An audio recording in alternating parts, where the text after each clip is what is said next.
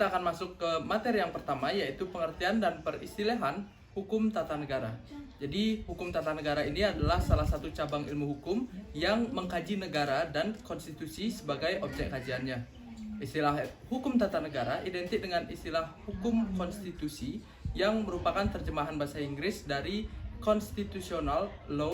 Dalam bahasa Perancis itu diartikan sebagai droit constitutionnel, yang berarti hukum konstitusi. Karena objek kajian hukum tata negara, di samping negara sebagai objek kajiannya, terdapat unsur konstitusi yang lebih menonjol. Jadi hukum tata negara itu berasal dari kata hukum, tata, dan juga negara, yang di dalamnya membahas urusan penataan negara itu sendiri. Hukum tata negara merupakan cabang ilmu hukum yang membahas mengenai tatanan struktur kenegaraan itu sendiri, mekanisme hubungan antar struktur-struktur organ atau struktur kenegaraan, serta mekanisme hubungan antar struktur negara, serta mekanisme antar struktur negara dengan warga negara. Itu dari Cornelis van Vollenhoven mengemukakan bahwa hukum tata negara adalah rangkaian peraturan-peraturan hukum yang mendirikan badan-badan sebagai alat atau organ suatu negara dengan memberikan wewenang-wewenang kepada badan-badan itu dan yang membagi-bagi pekerjaan pemerintah kepada banyak alat-alat negara, baik yang tinggi maupun yang rendah kedudukannya. Oke, yang selanjutnya yaitu Kusumadi Pudjosowojo itu mengemukakan bahwa hukum tata negara adalah hukum yang mengatur bentuk negara atau kesatuan atau federal dan bentuk pemerintahan atau kerajaan ataupun republik yang menunjukkan masyarakat hukum yang atasan maupun yang bawahan beserta tingkatan-tingkatannya atau yang disebut hierarki. Yang selanjutnya mengesahkan wilayah dan lingkungan rakyat dari masyarakat-masyarakat hukum dan akhirnya menunjukkan alat-alat perlengkapan dari masyarakat hukum itu beserta susunan atau yang terdiri dari seorang atau sejumlah orang, wewenang, tingkatan imbang dari dan antara alat perlengkapan itu.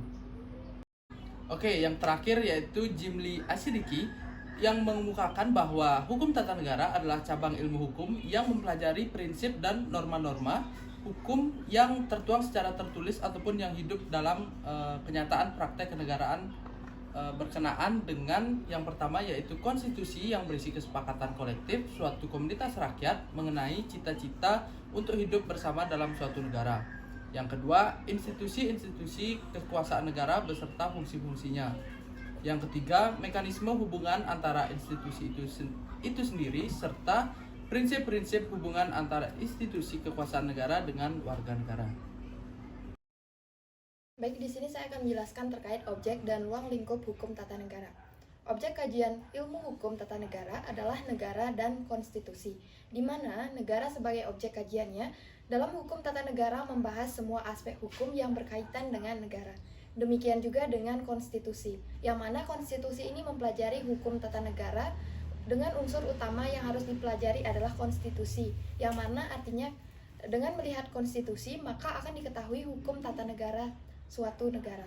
Menurut tokoh yaitu Ahmad Sudarjo, ruang lingkup hukum tata negara meliputi 4 objek kajian, yaitu sebagai berikut. Yang pertama yaitu konstitusi, yang mana konstitusi ini berperan penting sebagai aspek mengenai perkembangannya dalam sejarah kenegaraan yang bersangkutan. Adapun proses pembentukan dan perubahannya, kekuatan mengikatnya dalam hierarki peraturan perundang-undangan memiliki cakupan substansi maupun muatan isinya yang sebagai dasar tertulis dalam suatu kenegaraan. Yang kedua, pola-pola dasar ketatanegaraan yang dianut dan dijadikan acuan bagi perorganisasian institusi, yang mana pembentukan serta penyelenggaraan organisasinya dalam negara itu menjalankan fungsi-fungsinya pemerintahan dan pembangunan. Yang ketiga, struktur kelembagaan negara dan mekanisme hubungan antar organ kelembagaan negara baik secara vertikal maupun horizontal dan diagonal. Yang keempat, prinsip-prinsip kewarganegaraan dan hubungan antar negara dengan warga negara ini beserta hak-hak dan kewajibannya, hak asasi manusia, serta bentuk-bentuk dan prosedur pengambilan keputusan hukum harus berdasarkan mekanisme serta anti perlawanan terhadap keputusan hukum. Baik, di sini saya akan menjelaskan materi yaitu mengenai hubungan hukum tata negara dengan ilmu yang lainnya. Nah, hubungan hukum tata negara itu memiliki hubungan yang sangat erat dengan ilmu yang lainnya. Nah, karena di dalam hukum tata negara itu membahas sebuah struktur pemerintahan, prinsip-prinsip konstitusi, dan pengaturan kekuasaan dalam suatu negara. Baik, yang pertama yaitu hubungan hukum tata negara dengan ilmu negara. Nah, menurut tokoh atas nama Cronenberg yang mengemukakan bahwa ilmu negara itu sebuah suatu memiliki sebuah timbul, sifat, dan wujud dalam suatu negara. Nah, di dalam hukum tata negara atau dalam mempelajari ilmu negara itu tidak dapat dipergunakan secara langsung di dalam sebuah praktek. Karena ilmu negara itu mempelajari sebuah negara dalam sebuah pengertian yang sebuah abstrak atau yang bersifat secara teoritis. Nah, ilmu negara itu mempelajari sebuah teori-teori, kemudian mempelajari sebuah pengertian, dan mempelajari sebuah sendi-sendi pokok mengenai suatu negara. Nah, misalnya, yaitu dalam menjalankan sebuah keputusan, ilmu negara itu tidak hanya mempentingkan bagaimana cara hukum itu harus dilaksanakan, namun ilmu negara itu mempelajari atau bersifat secara teoritis, sedangkan hukum tata negara itu secara langsung dapat dipergunakan di dalam sebuah praktek karena sifatnya itu bersifat praktis. Baik, yang kedua yaitu hubungan hukum tata negara dengan ilmu politik. Nah, menurut tokoh Barrett mengungkapkan bahwa hubungan hukum tata negara dengan ilmu politik itu memiliki hubungan yang sangat erat dengan negara ibaratnya sebagai kerangka manusia. Sedangkan ilmu politik itu sendiri diibaratkan sebagai daging yang membuat kerangka tersebut. Jadi dapat disimpulkan bahwa hukum tata negara dan ilmu politik itu sangat saling terikat. Salah satunya, ilmu politik itu dapat dikatakan sebuah adanya memeriksa sebuah teori-teori politik, proses politik, dan interaksi yang ada antara politik dalam suatu negara. Kemudian, masuk ke dalam studi hukum tata negara, seiring dengan perkembangan waktu, itu pastinya memerlukan sebuah pemahaman yang kuat dengan tentang ilmu politik, bagaimana kita menganalisis atau bagaimana lembaga-lembaga politik itu beroperasi di dalam konflik politik yang dapat diatasi. Kemudian, masuk ke dalam hubungan atau kedekatan antara ilmu hukum dengan ilmu politik, yang dimana yaitu melahirkan sebuah bidang kajian, yaitu kajian baru, yaitu politik hukum. Nah, dalam politik hukum itu akan membahas bagaimana sih sebuah undang-undang itu disusun dan diartikan atau disahkan melalui proses politik. Sehingga dari sebuah undang-undang tersebut tidak hanya merupakan sebuah produk hukum saja, namun harus berwenang di dalam politik. Baik, materi selanjutnya yaitu mengenai asas-asas dari hukum tata negara. Sebelumnya, kita perlu mengetahui bahwa asas-asas merupakan dasar atau pedoman yang digunakan pemerintah untuk mengambil sebuah keputusan. Nah, di dalam negara Indonesia ada 5 asas negara hukum yang dipergunakan. Yang pertama yaitu asas Pancasila, yang kedua ada asas negara hukum, yang ketiga ada asas demokrasi, yang keempat ada asas pembagian kekuasaan atau check and balance, dan yang kelima ada asas kesatuan. Yang pertama yaitu asas Pancasila. Nah, setiap negara didirikan oleh falsafah bangsa. Filsafat tersebut merupakan perwujudan dari keinginan rakyat dan bangsanya.